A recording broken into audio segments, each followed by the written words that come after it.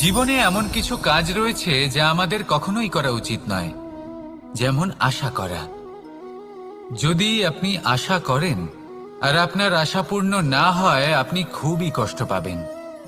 এবার আপনি যদি প্রতীক্ষা করেন, করতেই থাকেন, আর সেই ব্যক্তি যদি না আসে, তাহলেও খুব কষ্ট পাবেন। আর হলো তুলনা। আপনি যদি তুলনা করতে যান, তাহলে এটাই ভাববেন যে হয় আমি বা অন্য কোনো ব্যক্তি, এই দুজনের মধ্যে কোনো এক ব্যক্তি নিকৃষ্ট। আর এই ভাবনাটাই হলো অনুচিত। যদি আমরা কথা বলি সেই সব বিষয়ে যা আমাদের করা উচিত, যেমন পরীক্ষা। এই পরীক্ষা সবসময় আমাদের আরো সফল করে তোলে, আরো শ্রেষ্ঠ করে তোলে, আরো উৎকৃষ্ট করে তোলে। আসন্ন মহাসংগ্রামের জন্য আমাদের প্রস্তুত করে তোলে এই পরীক্ষা। তাই এই পরীক্ষার থেকে কখনোই পালাবেন না, এর সম্মুখীন হন। আর হলো কর্ম। কর্ম করা কখনোই বন্ধ করবেন না। তুলনা করার বদলে কর্ম করুন, প্রতীক্ষা করার বদলে কর্ম করুন, আর আশা করার বদলে কর্মই করুন। জীবন সফল হয়ে যাবে। দেখুন, সবার শেষে সত্যি বলতে এই কর্ম আর এই পরীক্ষা, এই দুই আমাদের জীবনকে সুখী করে তুলতে পারে। আসুন আর আমার সাথে ভালোবেসে বলুন, রাধা রাধা। মানুষ তার জীবনে শিক্ষা এবং প্রেম, এই দুই লাভ করে তার মাতা, পিতা এবং গুরুর কাছ থেকে। কিন্তু মানুষ সবথেকে বেশি ভালোবাসে নিজের মাতাকে, কারণ মাতা খুব নির্মল চিত্তে ভালোবাসে, শান্ত মনে আমাদের অন্তরে শক্তির সঞ্চার করে থাকেন, আমাদের উৎসাহ দেন, বলশালী করে তোলেন। ব্যাপারটা কিন্তু এমন নয় যে আমরা নিজেদের বাবা বা গুরুকে ভালোবাসি না, তাদেরকেও আমরা অত্যন্ত ভালোবাসি, শুধু ওনাদের কঠোর ব্যবহার দেখলে আমরা একটু ভয় পেয়ে যাই। এবার ওনাদের এই কঠোর ব্যবহার আমাদের ভালো না লাগলেও অত্যন্ত আবশ্যক, কারণ মাতার থেকে আমরা যে শক্তি লাভ করি তা যেন নিয়ন্ত্রণ হারিয়ে বিধ্বংসী না হয়ে ওঠে, আমরা যেন কোনো কুপথে না চলে যাই, আমরা কখনো যেন দোষ না করে ফেলি। শুধু সেই জন্য পিতা এবং গুরু একটু কঠোর হয়ে ওঠেন, এবং ওনাদের এই কঠোর আচরণ ভবিষ্যতে গিয়ে আমরা অবশ্যই বুঝতে পারি। জীবনে কিছু বছর আমরা এগিয়ে যাই আর তারপর আমরা বুঝতে পারি যে বাবা এবং গুরু আমাদের যথেষ্ট ভালোবাসতেন, কিন্তু ওনাদের ভালোবাসার বহিঃপ্রকাশ আলাদা। প্রয়োজনীয় হলো এটা দেখার, এটা বোঝার যে শুরু থেকে আমাদের প্রতি ওনাদের আচরণ কেমন ছিল। ওনাদের কঠোর হওয়ার পেছনে ওনাদের ভালোবাসাটা বোঝার চেষ্টা করুন, ওনাদের চিন্তাটা বোঝার চেষ্টা করুন, ওনাদের পথপ্রদর্শনের আড়ালে আপনার ভবিষ্যতের জন্য যে পরিকল্পনা ওনারা করেছেন সেটা বোঝার চেষ্টা করুন। তখন আপনারা বুঝতে পারবেন ওনাদের ভালোবাসাকে। আপনার মনের মধ্যে আপনা থেকেই ওনাদের প্রতি সম্মান জেগে উঠবে। নিজের পিতা এবং নিজের গুরু, এই দুজনের প্রতি কৃতজ্ঞতা প্রকাশ করুন আর আমার সাথে ভালোবেসে বলুন, রাধা রাধা। আমি অনেক সংখ্যক মানুষকে দেখেছি, তাদের কাছে অত্যাধিক জ্ঞান আছে, শিল্প আছে, ধন আছে, কীর্তি আছে, কিন্তু তারা এই সব কিছু নিজেদের কাছেই রাখেন, এই সমাজে বিতরণ করেন না। কারণ হলো ভয়। ওনাদের মনে হয় যে যদি আমি এই সব কিছু সমাজে বিতরণ করি, তাহলে সমাজ আমার শিল্প হোক, ধন হোক, জ্ঞান হোক, কীর্তি হোক, সবকিছু চুরি করে নিয়ে যাবে, আর তার বদলে আমি কিছুই পাবো না। এটা কিন্তু সত্য নয়। সত্য হলো এটাই যে যদি আপনি নিজেকে এই সংসারের প্রতি সমর্পিত করেন, তাহলে এই সংসার আপনার প্রতিও সমর্পিত থাকবে। আপনি শুধু ধন, জ্ঞান, কীর্তি, সম্মান পাবেন তাই নয়, বরং এই সমাজ আপনাকে নিজের চোখে হারাবে, মনের মধ্যে স্থান দেবে। তাই এই ভয় ত্যাগ করে দেখুন কিভাবে এই সমাজ আপনাকে প্রেম সমর্পণ করে। আসুন আমার সাথে ভালোবেসে বলুন, রাধা রাধা। জীবন কিসের উপর নির্ভরশীল? ধনের ওপর, বৈভবের ওপর, নিঃশ্বাসের ওপর? না, এই জীবন নির্ভরশীল বিশ্বাসের ওপর। বিশ্বাস নিজের ওপর, বিশ্বাস আমাদের আপনজনের ওপর। কিন্তু যখন এই বিশ্বাস ভেঙে যায়, তখন মানুষের মনও ভেঙে যায়, আর তারপর সে অন্য কিছু করতেই পারে না। তখন কি করা যেতে পারে? তিনটে কাজ আছে যা আপনি করতে পারেন। প্রথম, ভালোবাসা। যাকে আপনি ভালোবাসেন, যারা আপনাকে ভালোবাসে, ভুল যারই হোক না কেন, তার কাছে ক্ষমা চাইতে কখনোই সংকোচ বোধ করবেন না। দ্বিতীয় হলো বিশ্বাস। যারা আপনাকে ভালোবাসেন, আপনাকে বিশ্বাস করেন, তাদের বিশ্বাস কখনো ভাঙবেন না। তৃতীয় হলো আশা। যারা আপনাকে ভালোবাসেন, আপনাকে বিশ্বাস করেন, তাদের আশা আপনার সাথে জড়িত। তাদের থেকে কখনো কিচ্ছু লুকোবেন না। এই তিনটে কাজ করুন আর এই জীবন সুপ্রসন্ন হয়ে বলবে, রাধা রাধা। মানুষের জীবনে দুই ধরনের আবেগ থাকে যা চিরকাল তার সাথে বসবাস করে। প্রথম, স্বপ্ন। দ্বিতীয়, অজুহাত। হাজার হাজার স্বপ্ন দেখতে পারে। আমাকে এই কাজ করতে হবে, আমাকে ওখানে ঘুরতে যেতে হবে, আমায় জীবনে এই অসম্ভব। হাজার হাজার স্বপ্ন দেখতে পারে। আমাকে এই কাজ করতে হবে, আমাকে ওখানে ঘুরতে যেতে হবে, আমায় জীবনে এই অসম্ভব কাজ বাস্তবায়িত করে দেখাতে হবে, আদি ইত্যাদি। এবার ঠিক যেমন স্বপ্ন দেখেন, সেইভাবে অজুহাতও খুঁজে নিয়ে আসেন। আমি এই স্বপ্ন পূরণ করতে পারলাম না, কারণ আমাকে কেউ সাহায্যই করল না, কারণ আমি দুর্বল হয়ে পড়েছিলাম, কারণ আমার কাছে সময়ই ছিল না, আদি ইত্যাদি। এবার সাফল্য এবং অসফলতার মাঝখানে এই ধরনের সংঘর্ষ হতে থাকে। সাফল্য তখন লাভ করা সম্ভব যখন আপনার স্বপ্ন আপনার অজুহাতের থেকে অনেক বড় হয়, আর অসফলতা তখন পাবেন যখন আপনার অজুহাত আপনার স্বপ্নের থেকে অনেক বড় হয়। আপনি যদি সাফল্য লাভ করতে চান, তাহলে চেষ্টা করতে থাকুন, পরিশ্রম করুন। যদি অসফল হন, তাহলে ভয়ভীত হওয়ার কোনো প্রয়োজন নেই। নিজের ভুল বুঝুন, তাকে শুধরে নিন, আবার চেষ্টা করুন। কিন্তু যদি নিজের জীবনে অজুহাত নিয়ে আসেন, তখন স্বপ্ন কখনো পূরণ হবে না। আসুন আমার সাথে ভালোবেসে বলুন, রাধা রাধা। ভয়ের সাথে আমরা সবাই পরিচিত, কষ্টও আমরা সবাই পেয়েছি। কখনো কখনো আমরা অসুস্থ হয়ে পড়ি, আর এমন সময় হলে মাতার মমতা, কখনো বাবার স্নেহ, কখনো বন্ধুদের পাশে থাকার অনুভূতি আমাদের রোগ নিরাময়ে সাহায্য করে। কখনো যদি আমরা নিরাশ হয়ে পড়ি, তখন যদি আমাদের কোনো আপনজন আমাদের দুটো ভালো কথা বলে, তখন আমাদের মনোবল বেড়ে যায়। ঠিক তেমন সংসারের এই রঙ্গমঞ্চে যদি আপনি পীড়িত অনুভব করেন,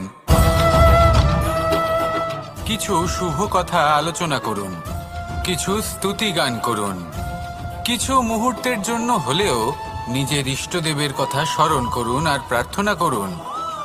সাহস বাড়বে, শক্তিও বৃদ্ধি পাবে এবং সামনে এগিয়ে চলার পথও দেখতে পাবেন। তখন এই মন প্রসন্ন হয়ে বলবে, রাধা রাধা। কখনো কখনো অন্ধকারের সাথে লড়াই করার জন্য আমরা প্রদীপ জ্বালাই। এতে প্রথমে সলতে রাখি, তারপর তেল ঢালি, তারপর আগুন জেলে এটা প্রজ্বলিত করি। তারপর একটা সময় আসে যখন এই প্রদীপ নিভে যায়। কারণটা কি? কারণ কি এটা যে প্রদীপের প্রকাশমান হওয়ার ক্ষমতা সমাপ্ত হয়েছে? না, এই যে আগুন আমরা দেখতে পাচ্ছি, এই আগুনের জন্য যে শক্তির প্রয়োজন হয় তা আসে এই তেল থেকে। যদি এই তেল সমাপ্ত হয়ে যায়, তাহলে এই প্রকাশ তাও সমাপ্ত হয়ে যায়। আর আমাদের জীবনে এই তেল হলো আমাদের কর্ম, আর এই আগুন আর এর দ্বারা উৎপন্ন হওয়া প্রকাশ আমাদের ভাগ্য। যত আমাদের কর্ম ক্ষীণ হতে থাকবে, আমাদের ভাগ্য সৌভাগ্য কোথাও না কোথাও লুপ্ত হয়ে যাবে। যে উজ্জ্বল ভবিষ্যৎ আমরা চাইছি, তা কখনো লাভ করতে পারবো না যদি কর্ম না করি। ঠিক যেমন তেল ছাড়া অগ্নি উৎপন্ন হয় না, তেমনি কর্ম ছাড়া সৌভাগ্য হয় না। আর যেমন কর্ম তেমন ভাগ্য। তাই সবসময় কর্ম করতে থাকুন, কর্ম করা থামাবেন না। আর আমার সাথে ভালোবেসে বলুন, রাধা রাধা। জীবনে তিনটি বিষয় আছে, তিনটি বস্তু আছে, তারা যেন আপনাকে কখনো বশে না করে নিতে পারে। প্রথম হলো ধন। ধন যতক্ষণ আপনি ব্যবহার করতে থাকেন, যতক্ষণ তা আপনার কাজে আসছে, ততক্ষণ ঠিক আছে, এই ধন আপনার কাছে অমৃত। কিন্তু যখন এই ধন আপনাকে ব্যবহার করতে শুরু করে, বুঝে যাবেন যে আপনার পতনের সময় শুরু হয়েছে। দ্বিতীয় বিষয়, ফেলে আসা অতীত। যাই করুন, আপনি অতীত পাল্টাতে পারবেন না, আর এই সত্যিটা আপনিও জানেন। কিন্তু তাও এর বশবর্তী আমরা হয়ে পড়ি, আর যখন তাই হয় তখন এই সংসারে আমরা যেখানেই যাই না কেন, যত বড়ই সুখ লাভ করি না কেন, সেই সব আমাদের কাছে তিক্ত বলে মনে হয়। তৃতীয় বিষয়, আপনার আশেপাশের মানুষ ভিন্ন ভিন্ন ধরনের মানুষ হয়, যাদের চিন্তা ভাবনা এবং দৃষ্টিভঙ্গি ভিন্ন ভিন্ন প্রকারের। যদি এদের বশবর্তী আপনি হয়ে পড়েন, তাহলে কেউ বলবে এটা করো, এটা ভালো। কেউ বলবে এটা করো না, ওটা করো, ওটা ভালো কাজ। কেউ বলবে এই দুটোই করো না, অন্য কিছু করো। এই কথাগুলিতে আপনি এতটাই জড়িয়ে পড়বেন যে আপনি লক্ষ্যভ্রষ্ট হয়ে পড়বেন। তাই এই তিন বিষয় থেকে সাবধানে থাকবেন।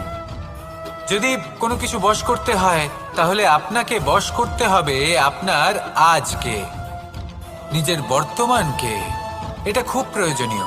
এটা ভাববেন যে এই সময়ের সদ্ব্যবহার আমি কিভাবে করব, সময়কে শাসন কিভাবে করব, ওই কর্ম কিভাবে করব যাতে ভবিষ্যতে কখনো আমার আফসোস না হয়, বরং এই সংসার আমাকে নিয়ে গর্ব করবে, সেই কর্ম করুন। আর যখন আপনি এটা শিখে নেবেন, তখন আপনি নিজেই নিজেকে প্রকৃত অর্থে ভাগ্যশালী করে তুলবেন। আসুন আমার সাথে ভালোবেসে বলুন, রাধা রাধা।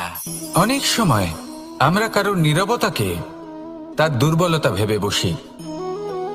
হতেই পারে সেই ব্যক্তি উত্তর দিতে চাইছেন না, হতে পারে অন্য কোনো কারণ আছে যা আমরা বুঝতেই পারছি না, সেই জন্য তাকে দুর্বল ভেবে চাইছেন না।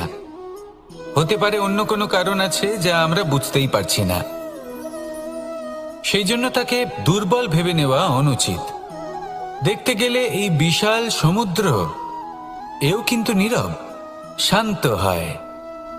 কিন্তু যখন সে রুদ্র মূর্তি ধারণ করে, তখন কি হয়? সমগ্র সংসারকে বিনাশের পথে নিয়ে যায় এই সমুদ্র, প্রলয় সৃষ্টি করে। সেই জন্য কারোর সহ্য শক্তিকে দুর্বলতা বলে মনে করবেন না, কারণ যদি এই নীরবতা নিজেকে ভেঙে বেরিয়ে আসে, তাহলে তা বিনাশের সমস্ত সীমা পার করে যেতে পারে।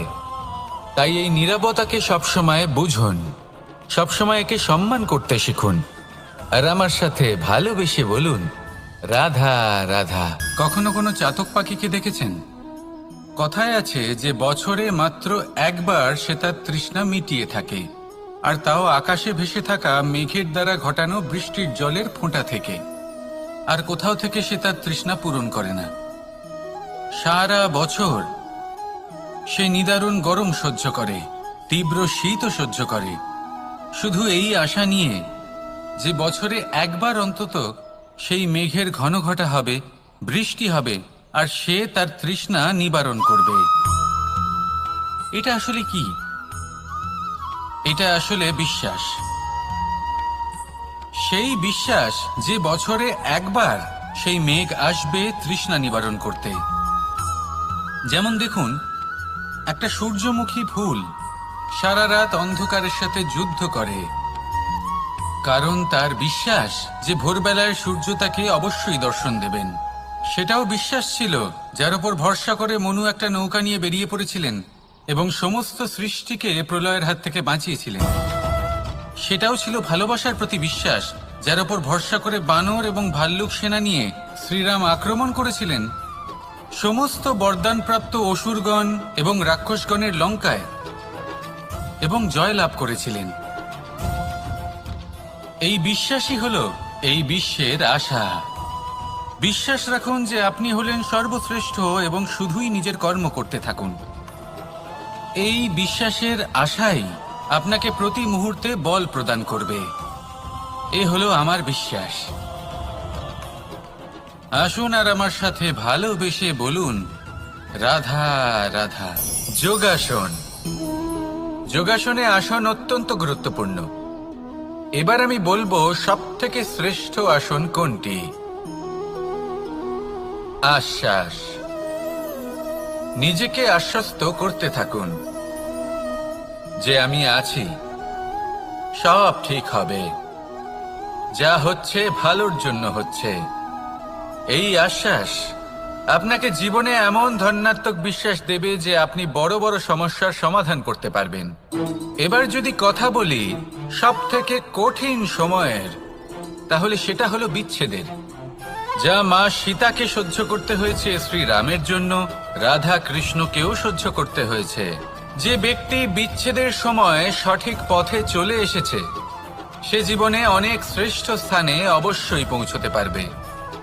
এবার যদি কথা বলি সব থেকে জরুরি এবং গুরুত্বপূর্ণ সময়ের, তাহলে সেটা হলো সংযোগ। সকলকে সাহায্য করতে থাকুন। আপনি অন্যদের সাহায্য করে তাদের যত আনন্দ দিতে পারবেন ততটাই আনন্দ আপনারও জীবনে অবশ্যই আসবে। আসুন আর আমার সাথে ভালোবেসে বলুন, রাধা রাধা। সংসারে সকলে উঁচুতে উঠতে চায়, কেউ নত হতে চায় না।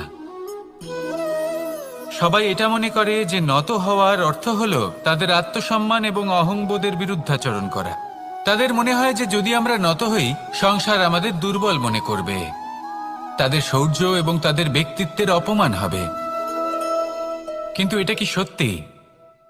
প্রত্যেকবার নত হওয়ার অর্থ কি সম্মানহানি হওয়া? কখনোই নয়। আপনি নিজের জীবনকেই দেখে নিন।